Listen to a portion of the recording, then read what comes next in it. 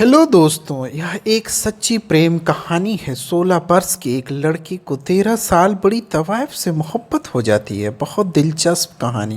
बेपनाह हुस्न की मलका भी छुट्टन के गाने की भी शोहरत दूर दूर तक थी। उनकी मौसी की चाहने वाले भी कम ना थे। बात 1860 के आसपास की है। पटना के आज़ाद नगर मोहल्ले में भी भुट्टन इस जगह 7 मकान एक ही ढंग से बने थे। इन्हीं में से एक में भी भुट्टन रहती थी। शाम के वक्त भी भुट्टन वन संवर कर खिड़की पर आकर बैठती। सामने ही एक पान की दुकान थी जहां पान खाने के बहाने आंख सेकने आए लोगों की भीड़ लगी रहती। उसी दुकान पर भोली भाली सूरत वाला लड़का, जिसकी उम्र 15 से 16 की रही होगी, कुछ दिनों से आकर खड़ा रहने लगा। वहाँ खड़े रहे दूसरे लोग आपस में बातें करते रहते। उनका आपस में हंसी मजाक भी चलता, लेकिन यह लड़का भी भुट्टन की खिड़की की तरफ टकटकी लगाए खड़ा रहता। कुछ दिनों तक तवायफ ने उसकी अनदेखी की। इसके बाद भी लड़के का आना नहीं रुका तो उन्होंने उसे अपने मुलाजिमों से अपने पास बुलाया।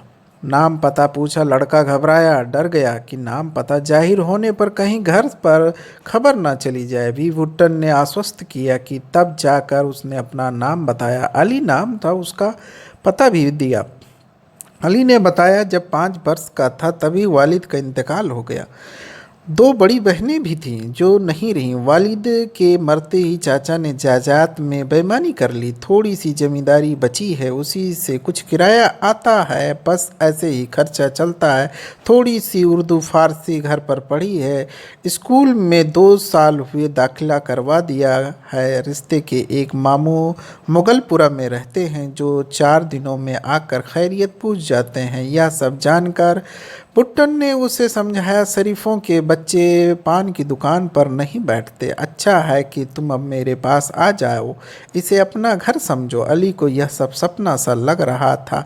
उसे यकीन नहीं हो रहा था कि जहाँ बड़े बड़े लोगों की पहुँच नहीं, वह दरवाज़ा खुद ब खुद खुल गया। 2 हफ्ते ऐसे ही गुजर गए। एक दिन भुट्टन ने अली से पूछा, मियाँ सच सच बताओ क्या बात है। अली ने अपनी नज़रें झुका ली। कहने की हिम्मत तो ना थी, सिर्फ वो यह कहा कि हर वक्त आपके पास बैठे रहने को जी करता है।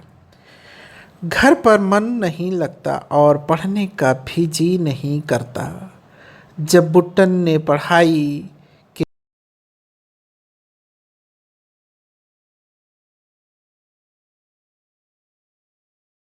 पैसे न होने की वजह से स्कूल से नाम भी कट गया था।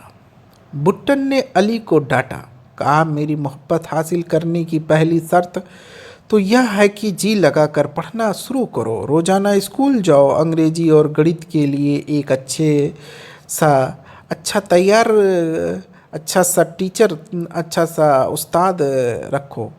तब भुट्टन ने कहा, अगर मुझे अपना समझते हो तो रुपए लेने से इनकार ना करो। और बोली, अब स्कूल में दोबारा नाम लिखवा लो, अच्छा उस्ताद भी रख लो और स्कूल की सब किताबें खरीद लेना। दूसरे दिन अली आए तो भुट्टन ने कैफियत पूछी।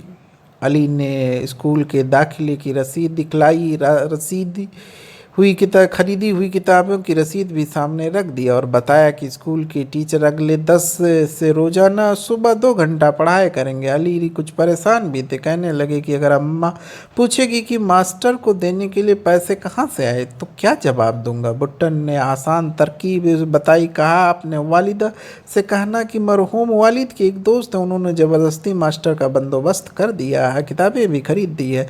अली ने अपने वालिदा से यही बात कही और वह उसकी तालीम का ख्याल कर चुप हो गई। अली ने अब भी भुट्टन की मोहब्बत हासिल करने के लिए जी लगाकर पढ़ना शुरू किया। इम्तिहान हुआ तो इस बड़े नंबरों से पास हुआ। भुट्टन के यहाँ अली का रोज़ाना आना जाना बना रहा। भुट्टन भी मोहब्बत की नज़रों से देखकर अली की हिम्मत बढ़ाती। इसके बाद भुट्टन ने अपनी मोहब्बत का वास्ता देकर आगे की पढ़ाई के लिए अली को कलकत्ता भेजा। अली भुट्टन से दूर नहीं रहना चाहते, सो माँ के अकेले होने का बहाना बनाया।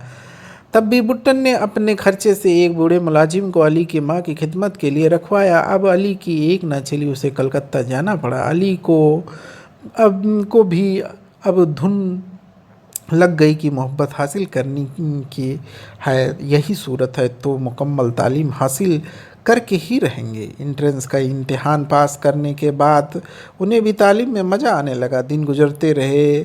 4 वर्ष में अली अहमद एमए बीए का इम्तिहान अच्छे नंबरों से के साथ पास कर लेने के बाद फिर पटना वापस आ गए।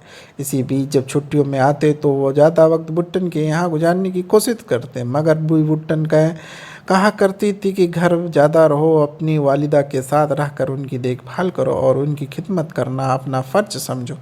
बीए पास करने के बाद भी भुट्टन की सलाह कर अली वकालत की तालीम हासिल करने के लिए कलकत्ता चले गए। वी भुट्टन भी कलकत्ता को पटना पर बराबर तरजीह देती रही। वह चाहती थी कि अली उनसे दूर ही रहे। अली ने कलकत्ता के कॉलेज में दाखिला लिया और कानून की पढ़ाई करने लगे। अली की वालिदा को अब अली की शादी की फ़िक्र होने लगी थी। रिश्ते की तलाश कर उसकी पसंद की पेश किए जाते, मगर अली बहाना बना कर टाल देते। इतने जल्दी क्या, वकालत पास कर लें फिर देखा जाएगा। अली का ननिहाल वालों से करीबी रिश्ता था। वह पटना के नज़दीकी किसी गांव में रहते थे, अच्छे खुशहाल थे। उन्हें एक ही लड़की थी, खूबसूरत और पढ़ी लिखी। अली की माँ ने अपने बेटी की शादी की बातचीत का सिलसिला शुरू किया। अभी वकालत का आखिरी इम्तिहान ख़त्म ही हुआ था कि शादी भी तय नहीं हुई थी। अली की वालिदा बीमार पड़ गई, तबीयत ज़्यादा ख़राब हुई तो अली को तार दिया गया। वे दौड़े आए। वालिदा ने उन्हें तसल्ली दी। डॉक्टर का भी ख्याल था कि खतरे की कोई बात नहीं है, दवा शुरू हो गई तो बीमारी चली जाएगी।